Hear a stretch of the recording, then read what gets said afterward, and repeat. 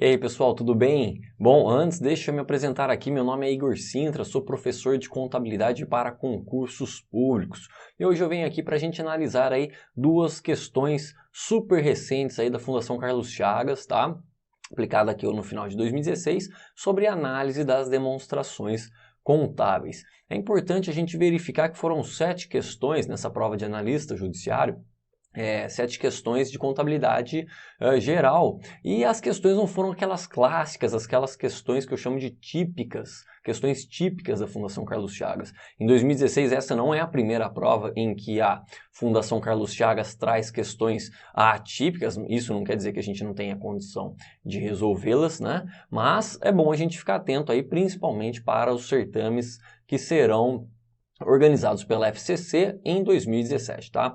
Então, a gente tem que ficar atento a essas questões atípicas, tá? São questões que costumeiramente a Fundação Carlos Chagas não vinha pedindo, né? É um modo diferente de pedir as questões, mas a gente tem totais condições de resolver essas questões, tá bom, pessoal? Então, vamos ficar sempre atentos às questões recentes da Fundação Carlos Chagas, pois são tendências para provas futuras. Então, antes da gente analisar as questões, eu convido você a curtir aí a minha página no Facebook, vou colocar o link aqui embaixo, tá? Também aproveito para convidá-lo para curtir minha página aí no YouTube, onde eu começarei a disponibilizar vídeos gratuitos para vocês, tá? Vídeos de resoluções de questões, resoluções de provas, dicas, enfim. Curta aqui o meu canal no YouTube. Maravilha, pessoal. Então vamos dar uma olhadinha aqui nessa questão. São duas questões, na verdade, sobre o mesmo enunciado. Vamos dar uma olhadinha lá no slide. Olha lá, considere o balanço patrimonial abaixo para responder as questões de número 21 e 22.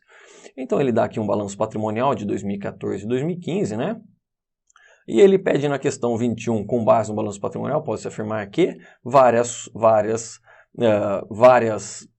coisas ele pede em cada alternativa. E na questão 22 ele pede o quê? O índice de liquidez seca.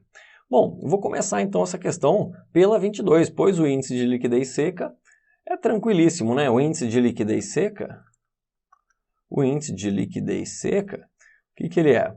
Ele é o ativo circulante. Desconsideramos no ativo circulante o valor do estoque, tá? Dividido pelo passivo circulante. Ou seja, o que eu estou analisando aqui, qual que é a minha capacidade de pagamento das minhas obrigações aqui, ó, de curto prazo, tá? Obrigações do passivo circulante, utilizando o meu ativo circulante. Mas nessa análise eu estou retirando o valor dos estoques, tá? Esse é o índice de liquidez seca. É a condição que eu tenho com recursos do meu ativo circulante, sem considerar o estoque, para pagamento das minhas obrigações de curto prazo. Então vamos lá. Atenção aqui que ele está pedindo a liquidez seca de 2014, então vamos lá atrás dos nossos dados, tá? Então ativo circulante, estoques e passivo circulante de 2014, é o que a gente precisa. Então ativo circulante aqui de 2014, ele dá aqui, ó, 48.924 e os estoques aqui de 5.000. Então vai dar 48.924 menos 5.000, 48.924 R$1.000, menos os estoques aqui de R$5.000, dividido pelo passivo circulante lá de 2014. Vamos analisar o valor aqui, ó, 27.440 é o valor do passivo circulante, 27.440.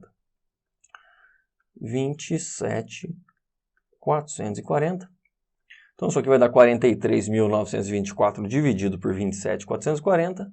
Chegamos em 1,60, alternativa D. Ou seja, veja que as obrigações aqui de curto prazo, no valor de 27.440, são menores do que o ativo circulante desconsiderado o estoque. Ou seja, eu tenho 60% aqui a mais de ativo circulante desconsiderando o estoque para pagamento de minhas obrigações de curto prazo. Ou seja, a entidade está tranquilinha para pagamento de suas obrigações no curto prazo, ou seja, no curto prazo ela não terá dificuldade de pagamento de suas obrigações, né, sobre obrigações de curto prazo, apenas com o seu ativo circulante desconsiderados os estoques, ou seja, se ele não vender nenhum estoque, ou seja, não transformar isso ou em um direito ou em caixa, mesmo assim ele vai conseguir tranquilamente pagar as suas obrigações de curto prazo, tá? Com o quê? Com os seus aí, bens e direitos de curto prazo lá no ativo circulante, desconsiderando estoque. Maravilha, é isso que o índice de liquidez seca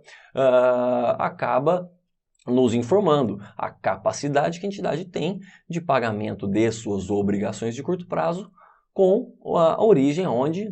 No seu próprio ativo circulante, desconsiderado o estoque. Maravilha? Então vamos agora para a questão 21. 22 a gente já matou, questão tranquila, né? Questão 21 um pouquinho mais complicada, mas com algumas continhas aqui a gente mata também, ó. Alternativa A, o patrimônio líquido evoluiu em 41,92% em 2015. Bom, veja que o patrimônio líquido passou de R$ 59.884 para 779, aliás, 79 mil reais.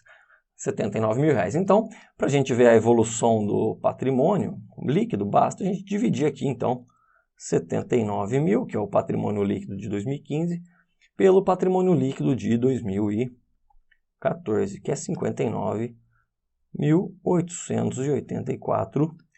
Isso aqui dá 1,32 aí. 1,32, ou seja, houve uma evolução, um aumento de 32% do patrimônio líquido e não de 41%, tá? Então a alternativa A está incorreta. Vamos para a alternativa B, índice de imobilizações do patrimônio líquido de 2,18 em 2014. O que é esse índice de imobilizações do patrimônio líquido? Tá? É o que? É a relação que eu tenho do meu antigo ativo permanente pelo patrimônio líquido. Então, o ativo permanente aqui a gente está entendendo o que? É o valor dos investimentos, lá no meu ativo não circulante, mais o valor do imobilizado e o mais o valor do intangível, tá? Dividido pelo patrimônio líquido da entidade, lembrando que a gente está focado aqui em 2014, tá? Então, qual que é o valor então do antigo ativo permanente de 2014, né? Temos aqui investimento, R$ 9.316,80, mais o imobilizado aqui, ó, R$ 5.183,20, mais o intangível de R$ 4.600. Se a gente somar isso aqui, a gente chega em 19 mil, somando isso aí, a gente chega em 19 mil reais, aliás, 19.100 reais, tá? 19.100 reais. E o patrimônio líquido de 14, a gente já viu aqui, que é de 59.884 reais. Então essa divisão aqui, a gente vai chegar em, deixa eu fazer aqui que eu não fiz, 19.100, vamos lá, fazer aqui rapidão, 19.100, estou fazendo na calculadora, na hora da prova você não tem calculadora, a vida é mais complicada, aí tem que fazer na unha.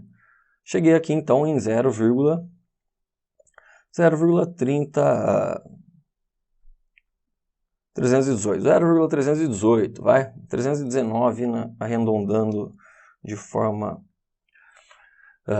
mais correta. Então aí veja que está incorreto, né? Está incorreto. Ele falou que é de 2,18, não, é de 0,32 aí aproximadamente, tá? Então lembra disso, índice de imobilizações do patrimônio líquido é o antigo ativo permanente dividido aí pelo PL, ou seja, é a relação do ativo permanente, antigo ativo permanente em relação ao patrimônio líquido da entidade, tá? Alternativa C, ele diz que capital de terceiros, o que é o capital de terceiros? É o passivo exigível. Representa 150% do capital próprio. O capital próprio, o que é? É o PL, tá? Em 2014. Então, vamos focar em 2014. Capital de terceiros, quanto que é o valor do passivo exigível? Vamos ver aqui, ó. Capital de terceiros, em 2014, é aqui o passivo circulante, tá? É o passivo circulante mais o passivo não circulante aqui de... Opa, esse número aqui de 92, ó. Esse número de 92 aqui seria aqui, tá? Seria aqui, tá?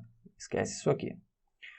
Esquece isso aqui. Então, seria passivo circulante mais passivo não circulante dá 27.440 mais 92.328.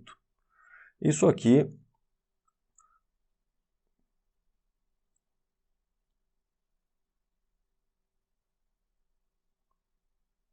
dá um passivo exigível de...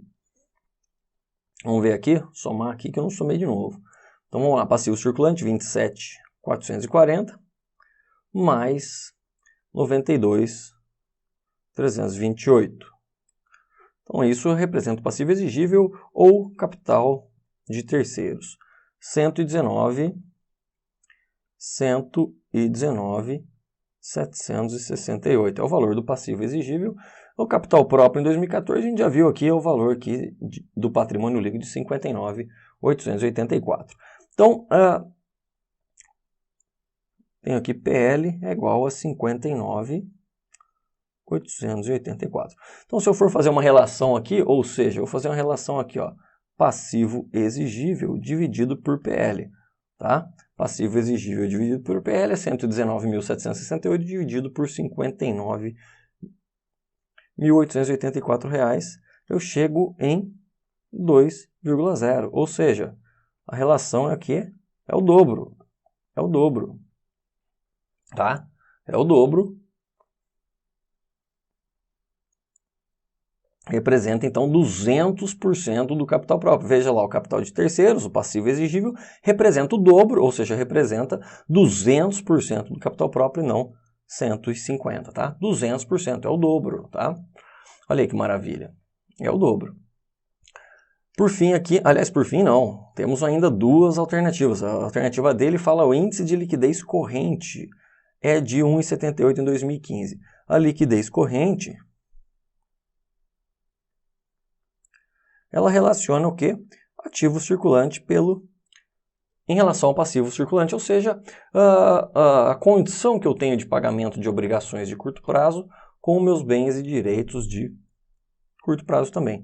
Então, ativo circulante em 2015 está aqui, ó, 89 mil. Vou fazer aqui, tá? 89 mil dividido pelo passivo circulante em 2015, que é de 68.600 reais. Isso aqui vai dar 1,297.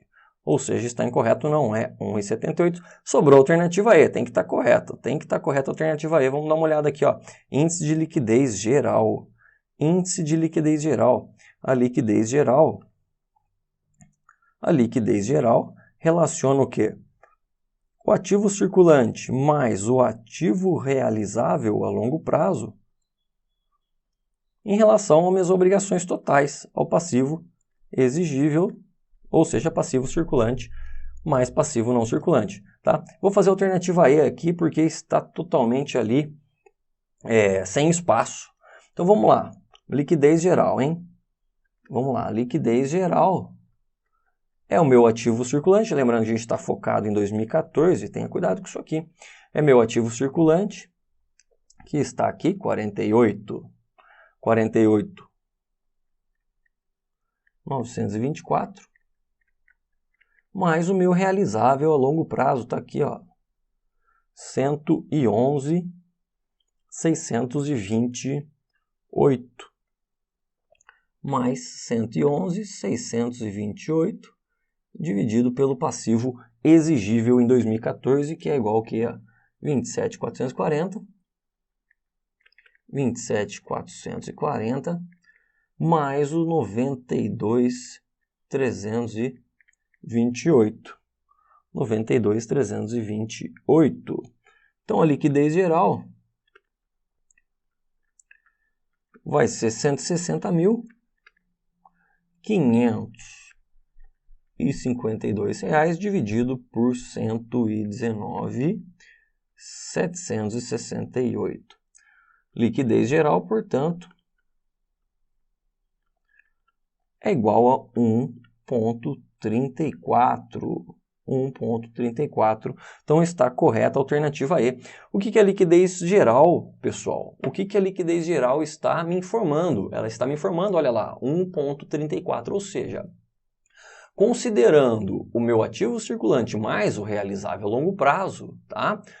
Eu consigo tranquilamente pagar as minhas obrigações totais, sejam referentes, então, obrigações de curto prazo, né, passivo circulante, ou de longo prazo, passivo não circulante, tá? Eu tenho 34% a mais de recursos para pagamento de todas as obrigações, apenas considerando que o ativo circulante e o realizável a longo prazo. Beleza, pessoal? Então, são questões aí de análise e demonstrações que foram aplicadas agora há pouco aqui, acho que foi em novembro ou dezembro, início de dezembro essa prova foi aplicada, questões recentes que talvez pintem em 2017 em sua prova aí, se a banca organizadora for a Fundação Carlos Chagas. Então tenha atenção a essas questões, que são tendências para provas em 2017. Beleza, pessoal? Espero que vocês tenham gostado, tá? Aproveito novamente para convidá-los, curtam minha página no Facebook, e também curtam meu canal no YouTube. Beleza, pessoal? Então um grande abraço aí e até a próxima!